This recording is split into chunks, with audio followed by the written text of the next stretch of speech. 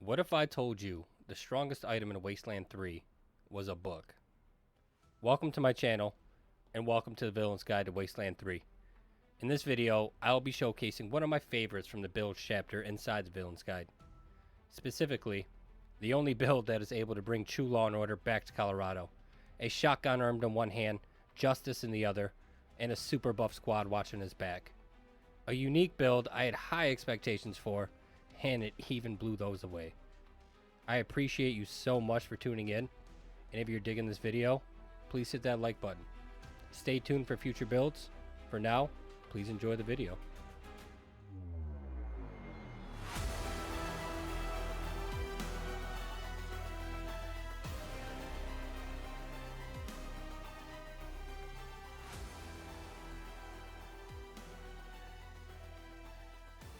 The Sheriff is a build that excels in devastation, raw damage while also buffing his fellow rangers and intimidating the enemy at the same time, sometimes in the same turn.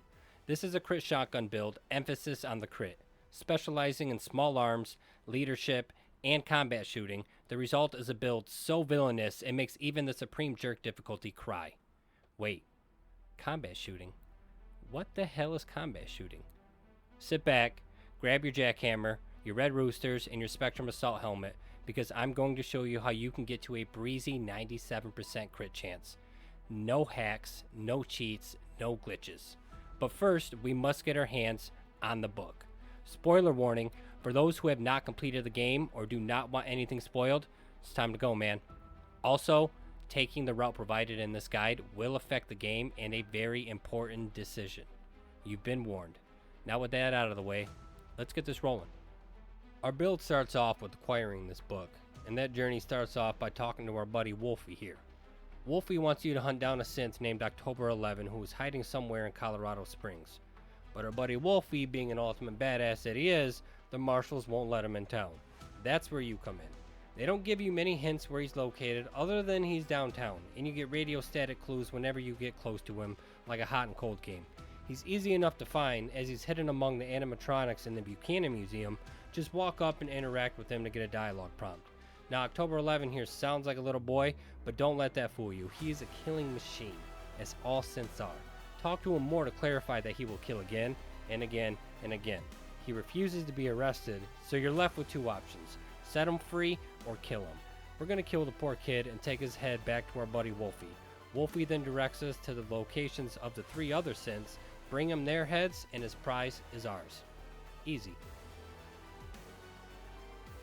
Our first location is a place directly north of Colorado Springs called Department of Energy Site. Kick in the door and you find a bunch of robots here along with our synth and other goodies. Bring a ranger who knows explosives because there are a lot of mines here. Our synth has a working giant scorpion tank along with some cannons, and the encounter has little cover, so come prepared.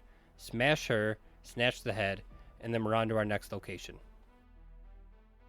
Our next synth has taken over a mine and the owner believes them to be Martians. Northwest of Denver is the location Tellurium Mine. Drive close and you'll be granted a quest to clear out the mine. You'll find another scorpion tank here along with other robots. You can hack the turret in the room for help.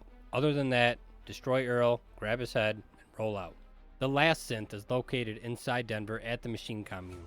This one is special because instead of being hostile, she's instead hiding peacefully among all the other friendly robots inside the commune. Now before we kill her, you must understand what you will lose. The ability to acquire a helper for your base, the ability to turn yourself into a cyborg, the whole machine commune will be hostile, and Sal, the radio DJ, will constantly badmouth you on the radio. You're going to have to shoot your way out, and whether or not you have completed the GIP request chain, this action will directly interfere with it.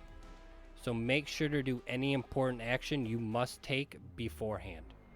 With that being understood, Tinker dies like the commie synth that she is, along with every other robot inside the commune. Even our favorite little buddy, the promiscuous Sparrow. No more robosexual acts for him. Rip Tinker's head off, and then get to shooting. With all our heads finally collected, it's time to head on back to Wolfie and collect our sweet, sweet reward. This book taught me everything I needed to know about life, about what it means to be human, and most importantly, how to protect humanity from any threat. Read it, Rangers. You'll love it. He's right though, you will love it. This book will give you the exclusive skill combat shooting. Worth every point of investment, you gain 5% crit chance, up to a ridiculous 50%. You can only read this book once and only acquire the skill on one ranger, so choose wisely. But I recommend creating a brand new ranger. You're going to want this maxed out, obviously, along with small arms, and pump the rest of the points into leadership. Max out intelligence and awareness for even more damage, coordination for the AP, and the rest into charisma for the strike rate. Perks are easy and obvious since we don't have too many to pick from. We even have extra, so we're able to grab almost every utility perk. We're going to grab the extra armor, extra health, increased evasion, and increased critical resistance perks. Shredder Shot. This helps guarantee a kill if needed and absolutely destroys armor. Clear Cover. To help with enemies taking advantage and to help with accuracy on a second shot. Draw. To shoot for free after reloads, which synergizes well with our quirk and weapon mods. More on this later. Devastation. This perk is absolutely wild with the right positioning. Can't even begin to explain. Counter-offensive. Not the best perk considering if you get hit, you're probably going to end up dead. This helps just in case you didn't die.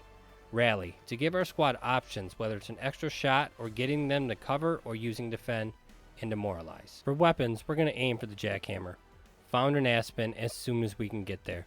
Your base vendor will have one for sale after a couple missions. We have the increased range mods on one and increased cone mods on another. The magazine is the shining star here though, which synergizes well with our draw perk, allowing us to reload for just 2 AP. For armor, grab the Spectrum Assault Armor for increased crit chance, evasion, and initiative. For utility, we use the Anabolic Injector to help with AP juggling you'll find yourself doing mid-combat, and never forget your coffin nails. For our quirk, we could grab Circus Freak to help with the lack of speed, but our background is going to be Sex Machine to make up for some of the lost combat speed. 2-Pump Chump is a great one too, but we're going to grab Serial Killer. There are even more mods and weapons in the game that are also viable. But with this setup, when you add it all up, you have a 97% crit chance, a weapon for every encounter, a solution for every situation, and a build so strong, the game turns into an absolute breeze. Thank you for watching my video, and for future chapters out of the Villain's Guide, please follow, like, subscribe, and for current content, you can find me on Twitter and Twitch.